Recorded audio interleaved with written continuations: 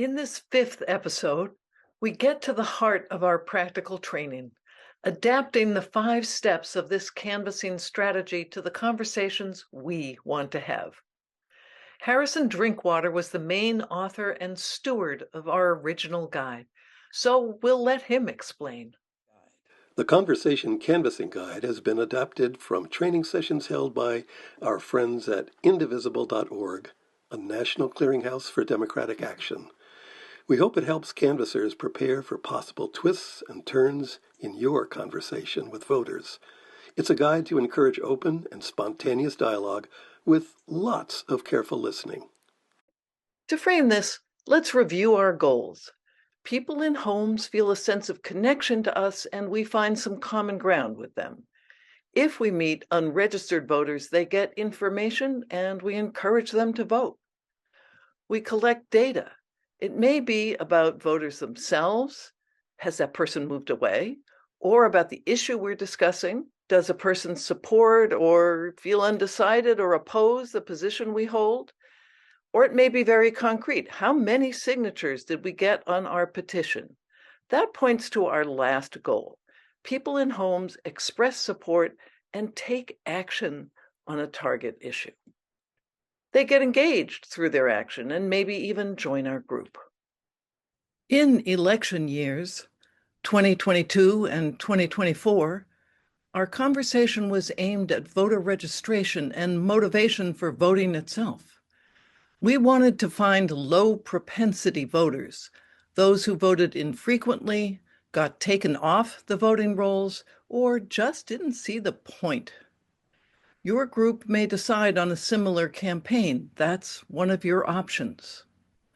I'm going to use the voting topic now as an example of the way our conversation guide works. Then we'll go on to other topics your group might choose. So you head for your door. You begin with your introduction, saying something that indicates you're a neighbor. Hi, my name is Martha. I live in town right at the other end of the lake. You ask for the person on your list, and you have this name in your mind because you've double-checked before going to the door, so you don't have to read it off a list in front of them. You may say just the first name. I'm hoping to speak to Anton. Though sometimes if an older person answers and you sense they'd prefer formality, you honor that. I'm hoping to speak with Mr. Johnson. Now, you may get a clear indication that a conversation won't happen. Sorry, I'm cooking dinner right now. I'm just about to get on a Zoom meeting. Or even, We don't talk to people who come to the door. then you can just step away. All right, thanks for answering the door. Even if your list is designed to reach people who vote infrequently, you may meet a committed, frequent voter. So it sounds like voting matters to you. Are there issues that you especially care about, things that would really make you want to come out and vote? You may hear that this person is not a registered voter, but would like to be. You get to say, may I give you this information about how to register? And that leads back to your central question. What issues are important to you as a voter? After that question, you move to step 2 and practice your empathetic listening skills. You're leading with your curiosity and giving nonverbal signals that you're interested. You're asking open-ended questions. Could you say that again? Would you tell me more about that? Could you give me an example?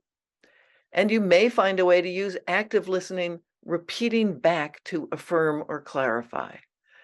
I'm hearing you say, did I have that right?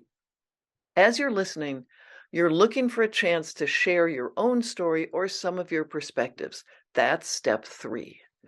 You might say things about voting. We're so fortunate to live in a state where we can be directly involved in town and school voting. That's an idea, a concept. One of the reasons I'm out knocking on doors today is because I'm hoping it will keep getting easier for people to vote, with no excuse absentee ballots and same-day registration and things like that. That's your motivation. I sometimes get more personal. My dad lived with us in the last 6 years of his life, and after a while he just couldn't get out to the polls, but he really wanted to vote. I was so glad we have absentee ballots. That's a story. Both when listening and when sharing your own story, you're looking for that common ground, evidence of shared values that you can use to deepen a connection. And you may get some pushback. Things might start to feel hard or hostile. The person may sound dismissive or really discouraged about voting. What to do with that? Empathize. Acknowledge the emotion behind what the person is telling you without necessarily affirming their point of view. Answer briefly. Address what the person is saying, including setting the record straight if you need to, but don't get caught up here. Make this brief. And then redirect. Bring the conversation back to the goal of the deep canvas, ending with a question. So let's think about a few examples of statements you might hear. I don't vote. Why bother? My vote doesn't count. You might say, that's hard to feel discounted. Did you know some elections have been decided by very few votes, especially around here? Margins here in New Hampshire are often really tight. 1 vote, 5 votes. Here's another example. Ugh. All politicians are crooks. They're just in it for the money, for themselves. None of those people care about me. That's hard to feel that people with power don't care about us. Has there ever been a leader you respected in your lifetime, in history? If we all give up on voting, who wins? And you might hear someone say, The 2020 vote was stolen. no need to go too far into the stolen election myth, as believers will not be moved by facts. But an empathetic response might be, boy, it's hard to feel that way when we're supposed to be living in a democracy.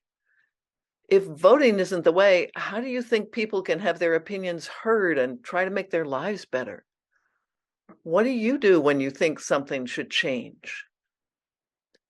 Now, that last question may bring surprises. I posed it to a voter who used it as a launching pad for an elaborate set of QAnon theories in the friendliest possible way. At a time like that, you can reach for the all-purpose statement to redirect or end. Oh, I don't want to take too much more of your time.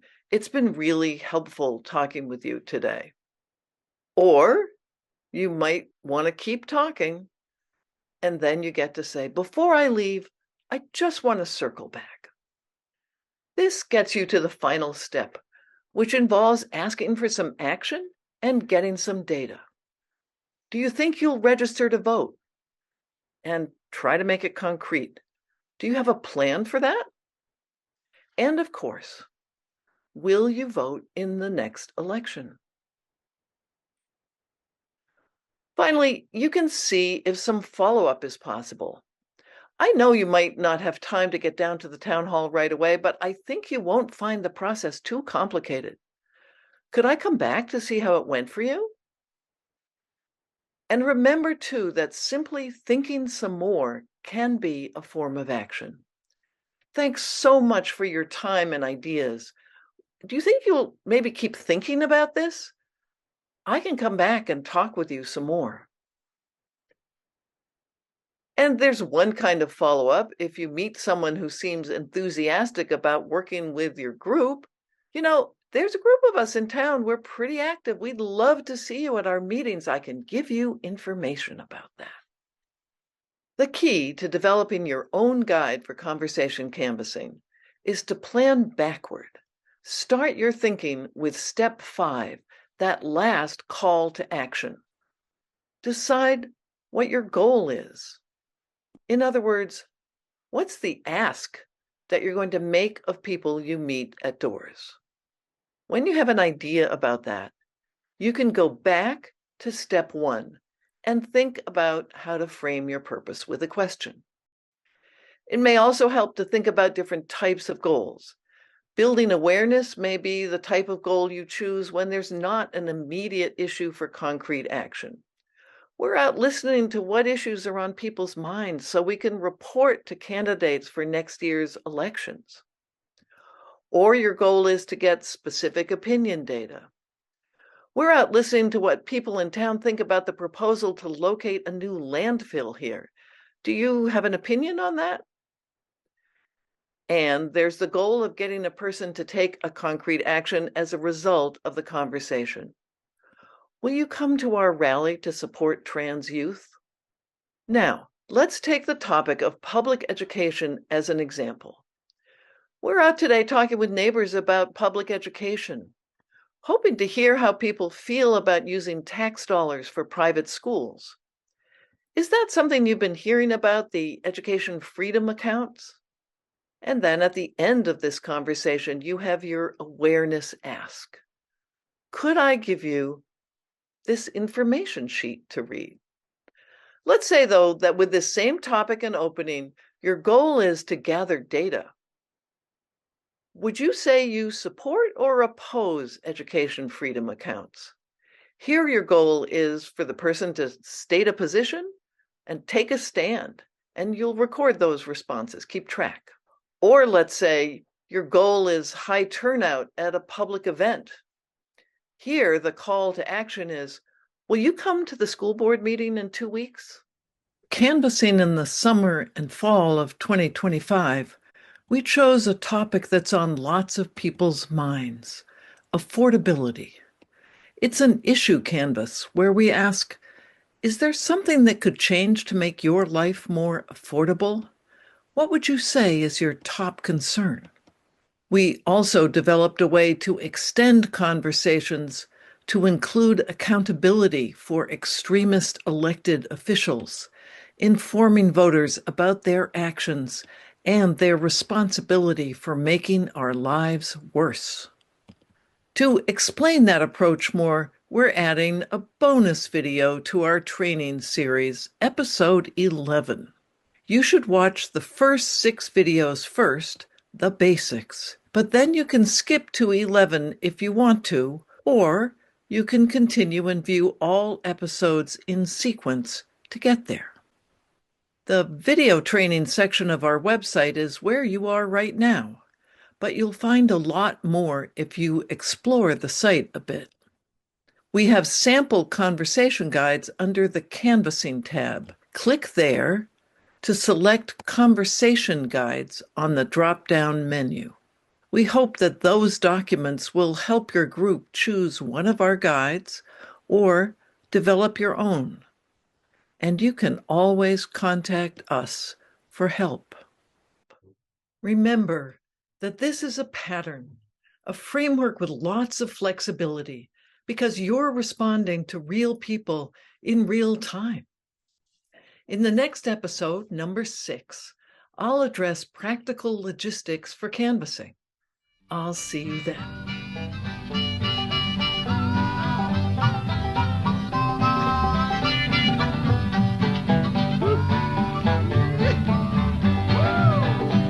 Well, I'm going to tell you, fascists, you may be surprised.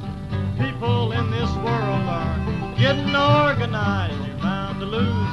You fascists bound to lose.